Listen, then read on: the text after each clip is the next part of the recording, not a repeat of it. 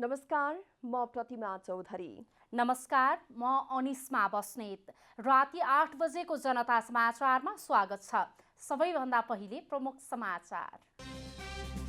नेपालमा एकै दिन थप 8,167 जनामा संक्रमण, 5,488 जना निको, 187 जनाको मृत्यु। प्रादेशिक कोभिड अस्पताल धनुषाको अवस्था अस्त-व्यस्त। सरकारले निःशुल्क भने पनि खानादेखि औषधिसम्म आफैले व्यवस्था गर्नुपर्ने बाध्यता। दोस्रो लहरको कोरोनाबाट संक्रमितको मृत्युदर युवामा बढी देखिएको तथ्याङ्क, लापरवाहीकै कारण बढी युवा संक्रमित भएको विज्ञहरूको भनाइ। भारतमा कोरोना महामारी नियन्त्रणमा नआउनु चिन्ताजनक विषय भएको WHO को भनाइ। गम्भीरताका साथ लाग्न आग्रह। र पहिलो संस्करणको नेपाल सुपर लिग फुटबलको उपाधि काठमाडौँ रेजर्सलाई फाइनलमा धनगढी एफसी 1-0 गोल अन्तरले पराजित।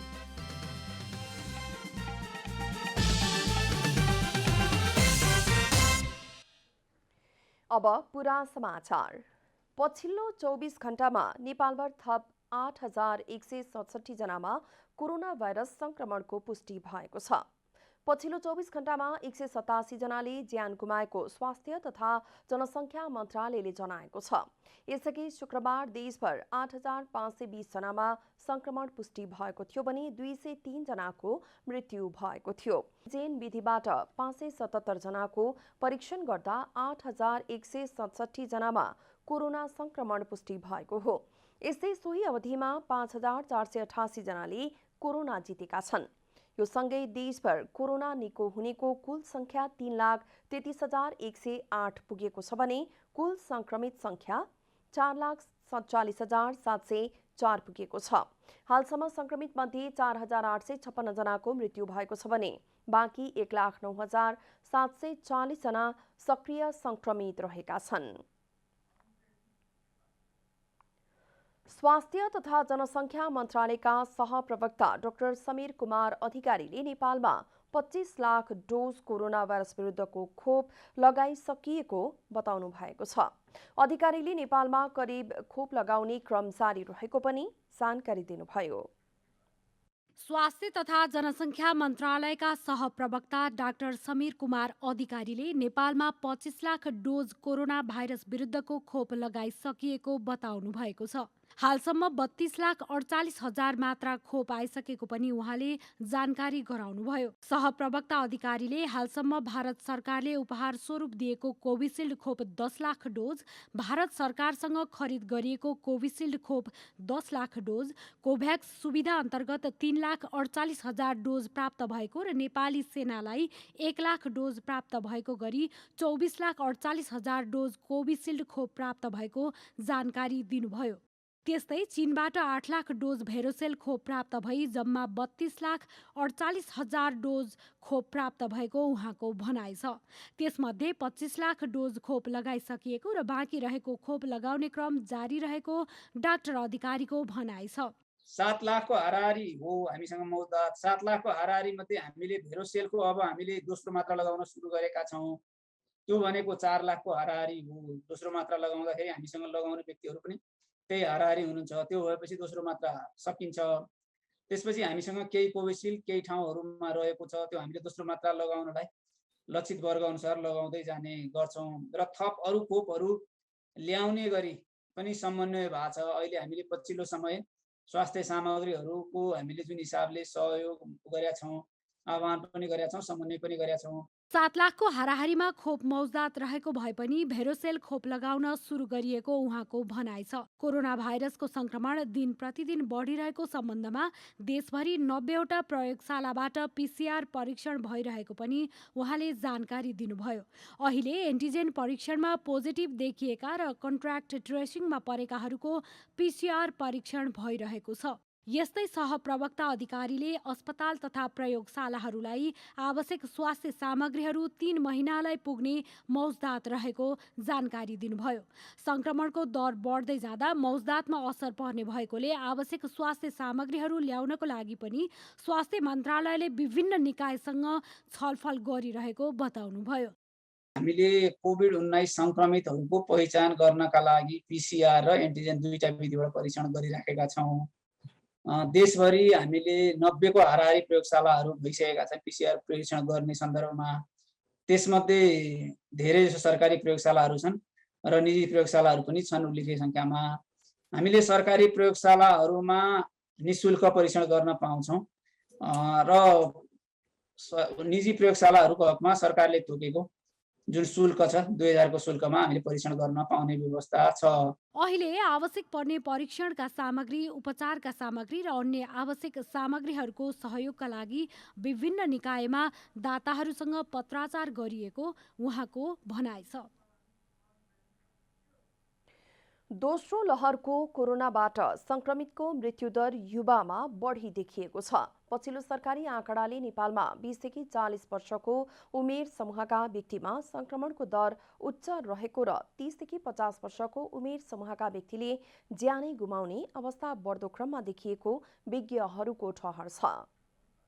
स्वास्थ्य मन्त्रालयले सार्वजनिक गरेको चैत 1 गतेदेखि वैशाख मध्यसम्मको संक्रमण र मृत्युको तथ्याङ्कले दोस्रो लहरको कोरोनाले युवा वर्ग बढी प्रभावित देखाएको छ। संक्रामक रोग सम्बन्धी विशेषज्ञहरूले पछिल्लो आँकडालाई अस्वाभाविक भन्दै कोभिड-19ले नेपालमा फरक खालको स्थिति देखाउनु चिन्ताजनक भएको बताए पनि कतिपयले भने युवाहरू धेरै हिँडडुल गर्ने र व्यापक स्तरमा भाइरस फैलिएकाले पछिल्लो अवस्था देखिएको हुन सक्ने अनुमान गरेका छन्। धेरैमा देखियो, पहिलेको भन्दा कयौं गुणा बढी अहिले सबै उमेर समूह देखिएको छ पहिलेको तुलनामा।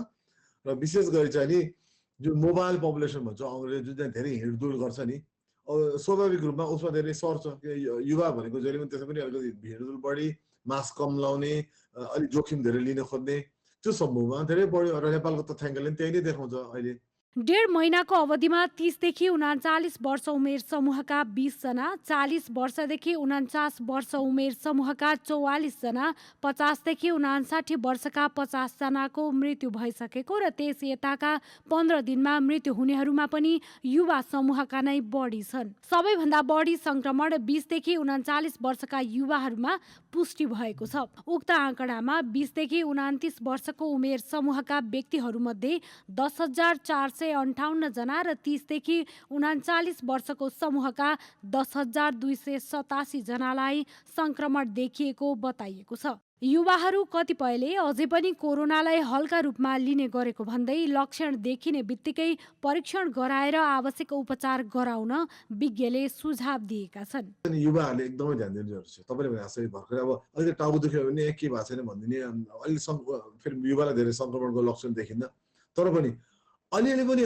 आफूलाई अलिकति ज्वरो आयो अथवा रुगा लाग्यो, खोकी आयो, फेरि डायरिया देखिएको छ एकदमै, त्यस्तो भयो भने चाहिँ नि एकचोटि चिकित्सकलाई सम्पर्क गरौँ न। साथीभाइहरू चिकित्सक हुनसक्छ या कोही डक्टरको फोन नम्बर होला, फोन गरेर सोधौँ र तुरुन्तै परीक्षण गरौँ। हेर्नुहोस्, एउटा परीक्षणले अलिकति पैसा खर्च हुन्छ, 1,000 या 2,000 तपाईँ जहाँ जानुहुन्छ त्यसमा भन्नुपर्छ।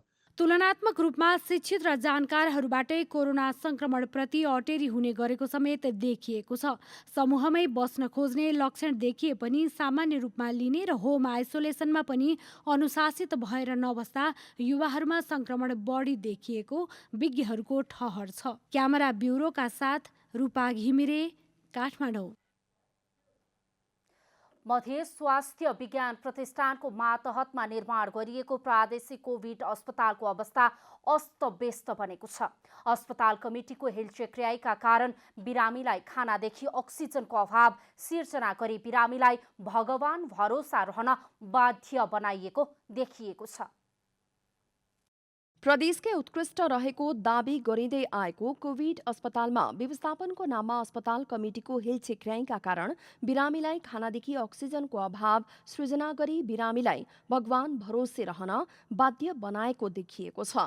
2 दिन पहिले जनकपुर धामस्थित कोभिड अस्पतालमा बिरामीको भेन्टिलेटर अभावमा मृत्यु भएपछि मृतकका परिवारजनले तोडफोड समेत गरेका थिए। शनिबार जनता टेलिभिजन प्रादेशिक कोभिड अस्पताल पुग्दा बिरामीहरूलाई भगवान भरोसे राखिएको देखियो। अस्पतालमा एउटा मात्र चिकित्सकको उपलब्धता रहेको थियो भने आइसोलेसन कक्षभित्र फोहरै फोहर देखियो। सरकारले औषधि निशुल्क दिने भनिँदै आए पनि सुईदेखि सबै औषधि बिरामीका कुरुवाले किनेर ल्याउनु पर्ने बाध्यता देखियो। दुई समयको खाना पनि बिरामीले आफै किनेर खाने समस्या समेत देखियो। कोभिड अस्पतालको व्यवस्था कस्तो छ भनी बिरामीका कुरुवालाई सोद्धा उनको जवाफ यस्तो थियो। यहाँको सर त्यही हो, डाक्टरको राउन्डअप छैन, मात्र नर्सहरू आउनुहुन्छ, सुईहरू लगाएर गइहाल्नुहुन्छ। सरसफाइ पनि आफै गर्नु, यो आफै गर्नु, यो यस्तै आफै गर्नु भन्ने भन्छ। अहिलेसम्म डाक्टर एकचोटि पनि आउनु छैन। त्यो भेन्टिलेटरमा जोड्ने बेला मात्रै आउनुभएको थियो। औषधिको कस्तो व्यवस्था छ? औषधि सबै हामी किनेर ल्याउँछौँ। अनि खानापिना आफै खान्छौँ त्यहाँ होटलमा गएर। समयमा चिकित्सक आउँदैन र अक्सिजन सिलिन्डर लगाउनका लागि चिकित्सकलाई बोलाउनु पर्ने बाध्यता रहेको पनि बिरामीका आफन्तको गुनासो छ। मतलब ऑक्सीजन लेवल के नापक ले बारम्बार कहे छी तो कहला कि ऑक्सीमीटर हेबे न करा, यहाँ से अपने किन के लाओ। आ वैसे जैसे पेशेंट जैसे मतलब कि पेशेंट पार्टी पूरा कंफ्यूज भाई छे। पूरा व्यवस्था अपना हिसाब से ठीक है, जे जना है से फिर भी उसमें कुछ कमजोरी तो है। डॉक्टर साहब जाए एक बार जाए गेल, तक बाद स्टाफ सब कभी कभी गेल, नहीं गेल, बुलावे आवे पड़ी बार बार, सीरियस वाल बराबर तक बाद जाइए यहाँ से। खाना र औषधि निशुल्क छ भन्छन्, तर यहाँ सुईदेखि सबै औषधि र खाना समेत आफै किनेर ल्याउनु पर्ने अवस्था छ भनेर अर्को कुरुवाको दुखेसो थियो। ऑक्सीजन चाहिँ कमी छ रहै छै मे। दोस्रो बात कि जना राउन्ड पे आबै छथिन, डाक्टर साहब नहीं आबै छथिन, स्टाफ सब आबै छथिन। उनका अलावा बाद फिर ऑक्सीमीटर होइ छै ने, जब ऑक्सीजन के लेवल चेक करके, टेम्परेचर चेक करके ये सब चेक नहीं कर सकते। एगो समस्या ये है। दोसर कि अपने के वह टाइम पर नहीं आबै छथिन से सब में। कोभिड अस्पतालमा दैनिक 120 अक्सिजन सिलिन्डरको आवश्यकता रहेको बताइएको छ, तर बिहान 10 बजेतिर हामी त्यहाँ पुग्दा 4वटा सिलिन्डर मात्रै स्ट्यान्ड बाई गरेर राखिएको थियो। अक्सिजन सिलिन्डर अझै किन नल्याएको भन्ने प्रश्नमा अर्डर गरिसकेको र अहिलेसम्म नआएको अस्पताल प्रशासनको जवाफ थियो। दोस्रो भेरिएन्टको कोरोना महामारी जहाँ नेपालमा विकराल समस्या उत्पन्न गर्दैछ, त्यही अस्पताल प्रशासनको यस किसिमको हेल्थ चेक्राइले समस्या अझै नबढ्ला भन्न सकिन्न। यसतर्फ बेलैमा सचेत हुनु अति आवश्यक देखिएको छ। धनुषाबाट प्रमोद कुमार शाहको रिपोर्ट। नगरपालिका महासंघका अध्यक्ष अशोक ब्यान्जु श्रेष्ठले महामारी तथा सरुवा रोग नियन्त्रण सम्बन्धी अधिकार संघीय सरकारसँग एकल रूपमा रहेको कारण चाहेर पनि धेरै काम गर्न नसकिएको बताउनु भएको छ। संघ सरकारको एकल अधिकार भएको क्षेत्र स्थानीय सरकारले काम गरिरहेकाले सोचे जस्तो परिणाम आउन नसकेको बताउनु भयो। अध्यक्ष श्रेष्ठले कोरोनाको संक्रमणको असर बहुपक्षीय रूपमा समस्या देखिएको हुनाले कोभिड-19 संक्रमणको समयमै व्यवस्थापन र सेवा जनता समक्ष पुर्याउन स्वास्थ्य संकटकाल घोषणा गरेर स्वास्थ्य सम्बन्धी सम्पूर्ण जिम्मेवारी 3 तहको सरकारलाई दिन सके सबैको काम र भूमिका सुनिश्चित हुने बताउनु भयो। यति धेरै पैसा खर्च भइरहेको छ यो कोभिडको उपचारमा। यो खर्चको स्थिति अनि हामीले गत साल लकडाउन गर्यौं, अहिले निषेधाज्ञा जारी गर्यौं, यी सबै कुराले हाम्रो आर्थिक गतिविधिहरू परिचालन भएको छैन। यो आर्थिक गतिविधि परिचालन भएन भने हाम्रो देशको अर्थतन्त्रलाई ठूलो असर पर्छ। देशको अर्थतन्त्रलाई ठूलो असर पर्नु अनि उत्पादनशील क्षेत्रमा आम्दानी नहुनु, अनुत्पादित क्षेत्रमा खर्च हुनुपर्ने भएपछि आर्थिक समस्या यसमा चाहिँ सङ्कट आउन सक्ने सम्भावना पनि छ। यिनै कुराहरूले गर्दाखेरि हामीले स्वास्थ्यलाई मात्र फोकसिङ गरेर 3 तहको सरकारले यसलाई चाहिँ विशेष प्राथमिकता राखेर काम गर्नुपर्छ भन्ने खालको कुरो हामीले उठाएका विषय हुन्। यो समयमा 3 तहका सरकारलाई संलग्न गरायौं र निजी, सामुदायिक र राष्ट्रिय अन्तर्राष्ट्रिय क्षेत्रलाई परिचालन गर्न सक्यौं भने समस्या समाधान गर्न सकिने बताउनु भयो। यस्तै महासंघका अध्यक्ष श्रेष्ठले आगामी बजेट कोभिड जस्ता महामारी संक्रामक रोगसँग जुझ्नलाई प्राथमिकतामा राखेर ल्याउनु पर्ने बताउनु भयो। काठमाडौँ उपत्यकाको चन्द्रागिरी नगरपालिकाले 1 साता अवधि भरका लागि नगरपालिका सिल गरेको छ। नयाँ भेरिएन्ट सहितको कोभिड-19 को संक्रमणको रोकथाम र नियन्त्रणका लागि औषधि पसल र स्वास्थ्य संस्थाका अत्यावश्यक सेवा बाहेकका अन्य सबै सेवा पूर्ण रूपमा निषेध गरिएको छ। राजधानी प्रवेश गर्ने मुख्य नाका समेत रहेको चन्द्रागिरी नगरपालिका जेठ 1 गतेदेखि लागू हुने गरी 7 गते साँझ 5 बजेसम्म सर्वसाधारणलाई हिँडडुल गर्न पूर्ण रूपमा प्रतिबन्ध गरिएको छ। नयाँ भेरिएन्ट सहितको कोभिड-19 को संक्रमणको रोकथाम र नियन्त्रणका लागि औषधि पसल र स्वास्थ्य संस्थाका अत्यावश्यक सेवा बाहेकका अन्य सेवा र सम्पूर्ण खाद्यान्न पसल, किराना पसल, मासु पसल, फलफूल तथा तरकारी पसल, निर्माण व्यवसायी लगायतका पसलहरू, नगरपालिका, वडा कार्यालय, नगरबाट सञ्चालित योजनाहरू, सरकारी, गैर सरकारी, ब्याङ्क तथा वित्तीय संस्थाहरू, निजी सम्पूर्ण कार्यालयका सेवा पूर्ण रूपमा बन्द गरी नगरपालिकालाई नै सिल गरिएको छ। खानेपानी ढुवानीका साधन, दुग्ध उत्पादन र दुग्ध उद्योगबाट उत्पादित दुधको ढुवानीका साधनलाई स्वास्थ्य सुरक्षाका मापदण्डको पालना गरी सञ्चालन गर्न दिइएको छ। त्यसैगरी पशुपन्छीको दाना, कृषि प्रयोजनका बिउ, बिजन, कृषि उत्पादन, औषधि उद्योग लगायत फोहोर मैला बोक्ने सवारी साधनहरूलाई सील अवधिभर स्वास्थ्य मापदण्डको पालना गरी सञ्चालन गर्न दिइने भएको छ।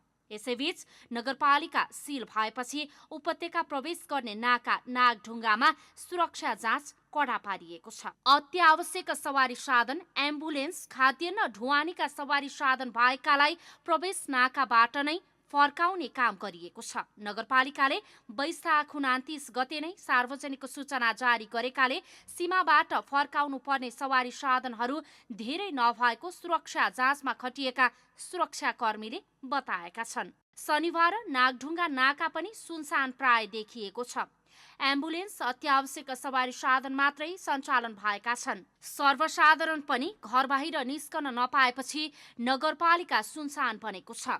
राजमार्गमा पनि अन्य दिनमा जस्तो पास लिएर हिँड्ने सर्वसाधारणहरू देखिएका छैनन्। नगरपालिकाले अन्य व्यवस्थाका सम्बन्धमा भने वैशाख 28 गते काठमाडौँ जिल्ला प्रमुख जिल्ला अधिकारीबाट जारी भएको आदेश बमोजिम गर्न गराउन मातहतलाई निर्देशन जारी गरेको छ। नगरपालिकाले भेरोसेल खोपको दोस्रो मात्रा लगाउनका लागि भने आवतजावतमा अवरोध नगर्ने भएको छ। सरकारले जारी गरेको सूचनाका आधारमा पहिलो खोप लगाएको देखाएर तोकिएको खोप केन्द्रसम्म आवतजावत गर्न दिइनेछ। जनता समाचारमा अब छोटो विश्राम।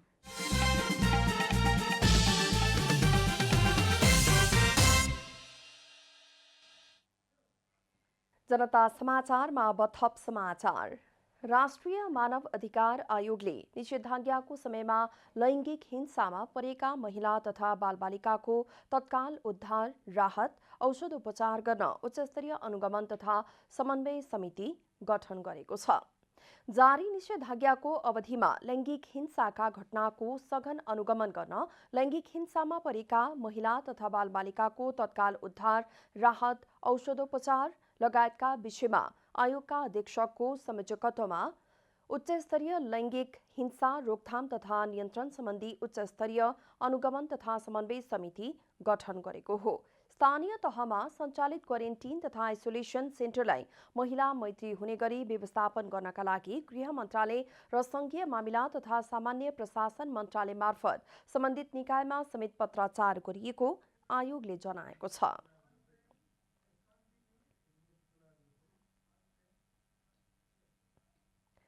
वर्षा र सहकालका देवता रातो मच्छिन्द्रनाथको रथ शनिबार तानिएको छ।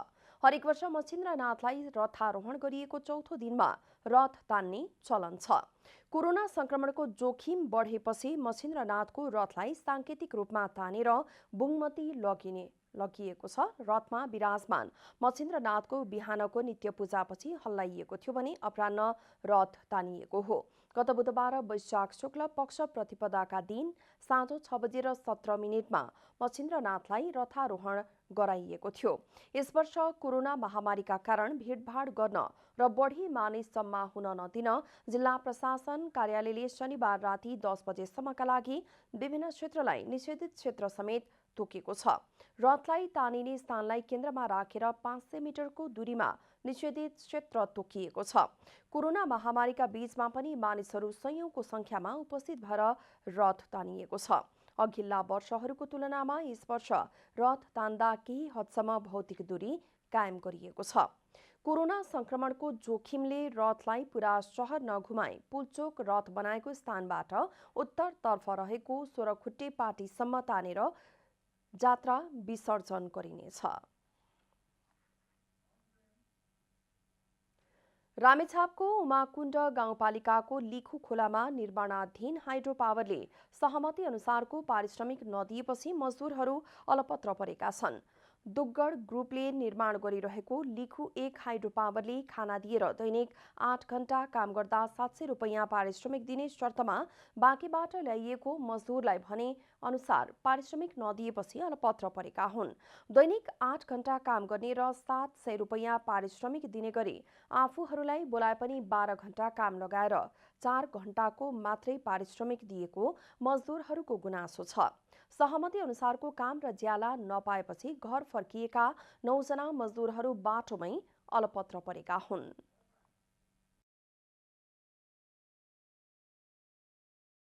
₹700 ढेडी महिनाको 21,000 रुपियाँ सेलेरी दिने भनेर ल्यायो सर है।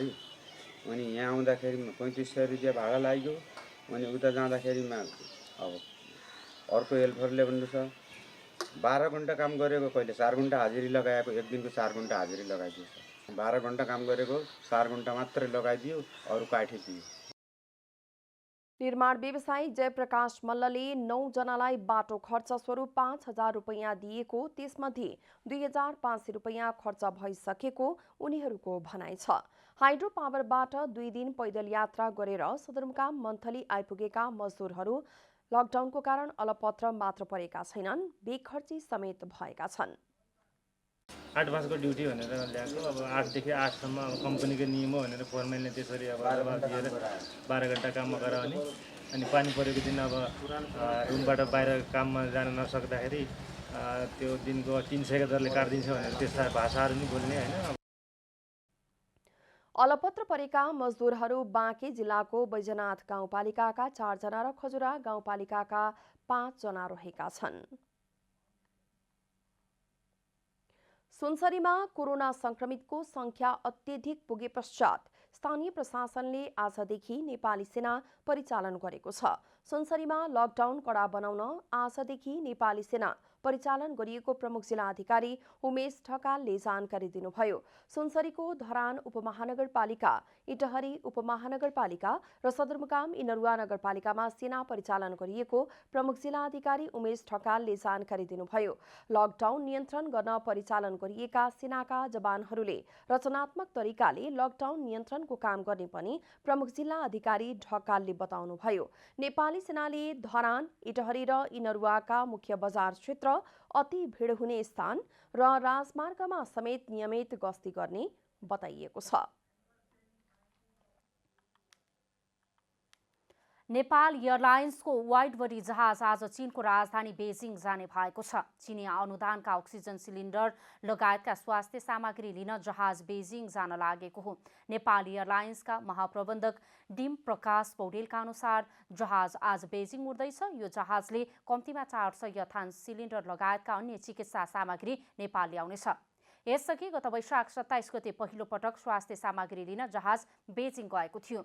400 थान अक्सिजन सिलिन्डर, 10 थान भेन्टिलेटर लगायतका सामग्री लिएर वैशाख 28 गते जहाज काठमाडौँ आइपुगेको थियो। यस्तै अक्सिजन सिलिन्डर लिन नेपाल वायुसेवा निगमको वाइड बडी जहाज शनिबार बिहान ओमानतर्फ प्रस्थान गरेको छ। गैर आवासीय नेपाली सङ्घ ओमान र राजधानी मस्कट स्थित नेपाली दूतावासको सहयोगमा जुटाइएको 560 थान अक्सिजन सिलिन्डर लिन जहाज ओमान उडेको हो। $63,700 अक्सिजन सिलिन्डर खरिद गरिएको र सिलिन्डर ढुवानी खर्च सरकारले बेहोर्ने बताइएको छ।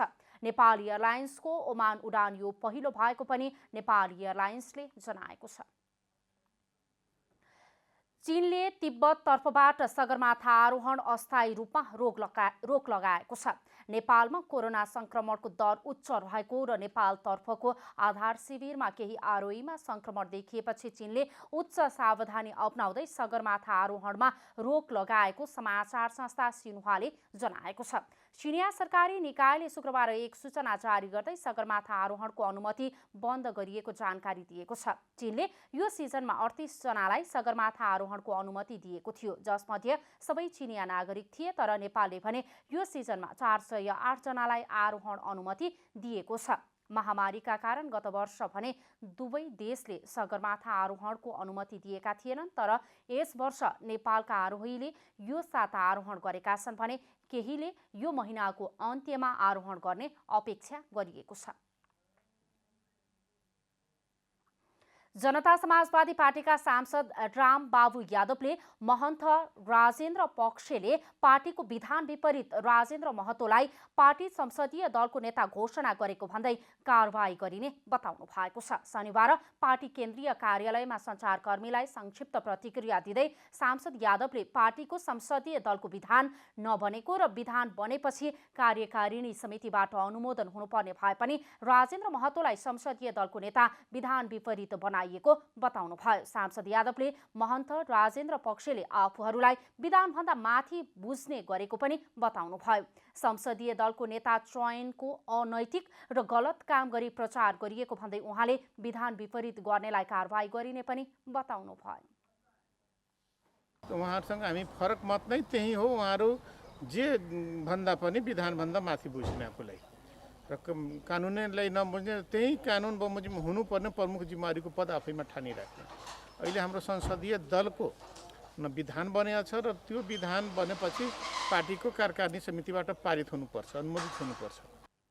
जसपाभित्र डाक्टर बाबुराम भट्टराई उपेन्द्र यादव पक्ष र महन्त ठाकुर राजेन्द्र महतो पक्षबीच तीव्र मतान्तर भएको छ। दुवै पक्षले कार्यकारिणी तथा संसदीय दलको बैठक छुट्टा छुट्टै गर्न थालेका छन्।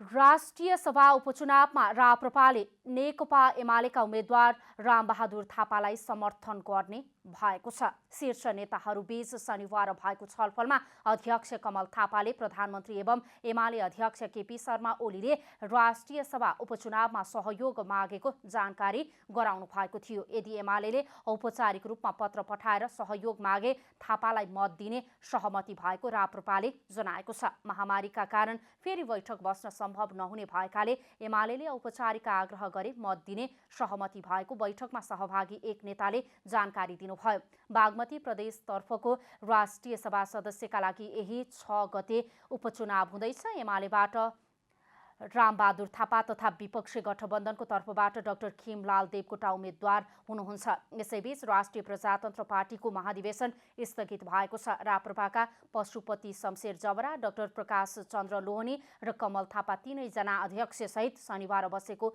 बैठकले कोरोना संक्रमणका कारण महाधिवेशन स्थगित गर्ने निर्णय गरेको हो। बैठकले नागरिकको जीवन रक्षाका लागि राज्यका सम्पूर्ण सामर्थ्य प्रयोग गर्न पनि सरकारसँग माग गरेको छ। अब आर्थिक समाचार।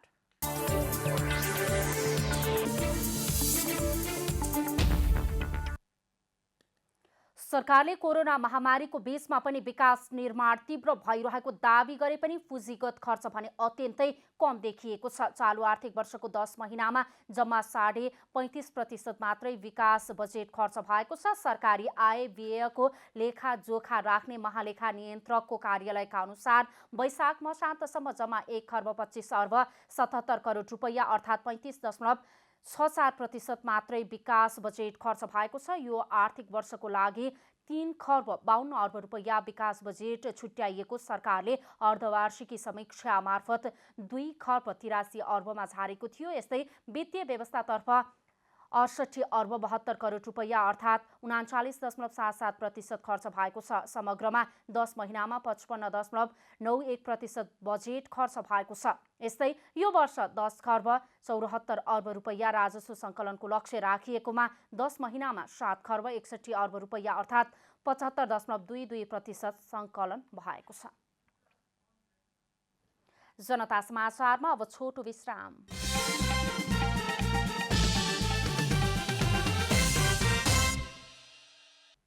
अब खेलकुद समाचार।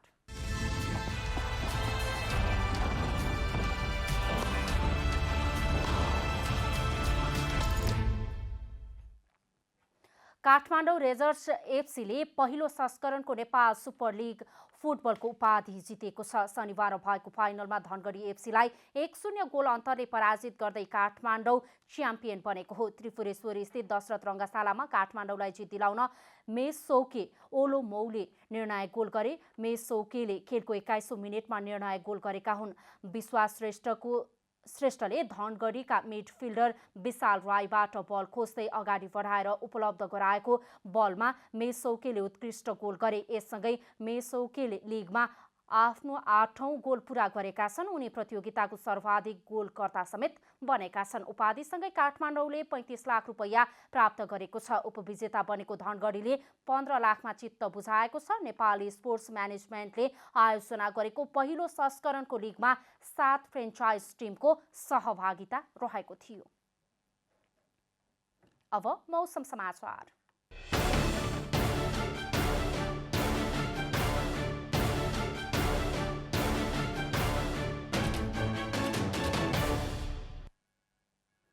हाल देशका पहाडी भूभागमा मौसम आंशिकदेखि सामान्यतया बदली रही बाँकी भूभागहरूमा मौसम सामान्यतया सफा रहेको छ। आज राति पनि देशका पहाडी भूभागमा मौसम आंशिकदेखि सामान्यतया बदली रहने र बाँकी भूभागहरूमा आंशिक बदली रहने जल तथा मौसम पूर्वानुमान महाशाखाले जनाएको छ। अब देशभरका विभिन्न स्थानको मौसम सम्बन्धी थप विवरण।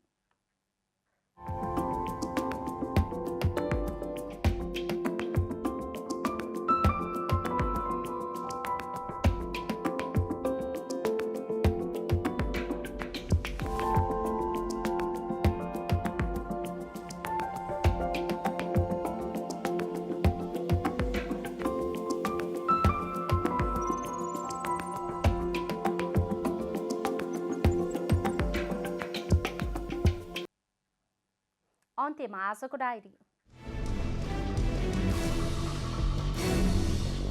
पछिल्लो 24 घण्टामा नेपालभर थप 8,167 जनामा कोरोना भाइरस संक्रमण पुष्टि भएको छ। त्यस्तै 187 जनाले ज्यान गुमाएको स्वास्थ्य तथा जनसङ्ख्या मन्त्रालयले जनाएको छ। आज 5,488 जनाले कोरोना जितेका छन्। यो सँगै देशभर कोरोना निको हुनेको कुल संख्या 3,33,108 पुगेको छ भने कुल संक्रमित संख्या 4,47,704 पुगेको छ। स्वास्थ्य तथा जनसङ्ख्या मन्त्रालयका सहप्रवक्ता डाक्टर समीर कुमार अधिकारीले नेपालमा 25 लाख डोज कोरोना भाइरस विरुद्धको खोप लगाइसकिएको बताउनु भएको छ। अधिकारीले नेपालमा करिब खोप लगाउने क्रम जारी रहेको पनि जानकारी दिनुभयो। जनता समाजवादी पार्टीका सांसद रामबाबु यादवले महन्त राजेन्द्र पक्षले पार्टीको विधान विपरीत राजेन्द्र महतोलाई पार्टी संसदीय दलको नेता घोषणा गरेको भन्दै कारबाही गरिने बताउनु भएको छ। सांसद यादवले महन्त राजेन्द्र पक्षले आफूहरूलाई विधानभन्दा माथि बुझ्ने गरेको पनि बताउनुभयो।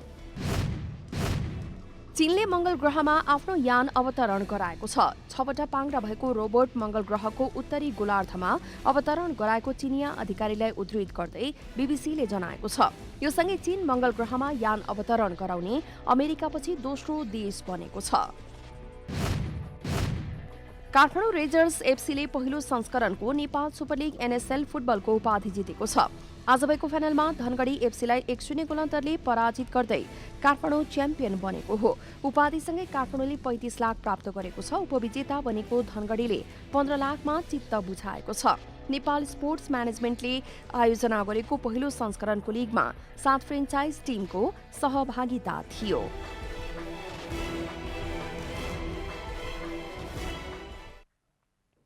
जनता समाचार अहिलेलाई यति नै। जनताद्वारा जनताका लागि प्रसारित जनता टेलिभिजनका कार्यक्रमहरू युट्युब, ट्विटर, फेसबुक र हाम्रो वेबसाइट जनतासमाचार.com मा पनि पढ्न र हेर्न सक्नुहुनेछ। सूचनामा तपाईको सहभागिता, समयमा समाचार हाम्रो प्रतिबद्धता। कोरोना भाइरसको संक्रमणबाट बच्न नियमित रूपमा साबुन पानीले मिची हात धौँ, अनिवार्य मास्क प्रयोग गरौँ, भिडभाडबाट टाढै रहौँ। नमस्कार।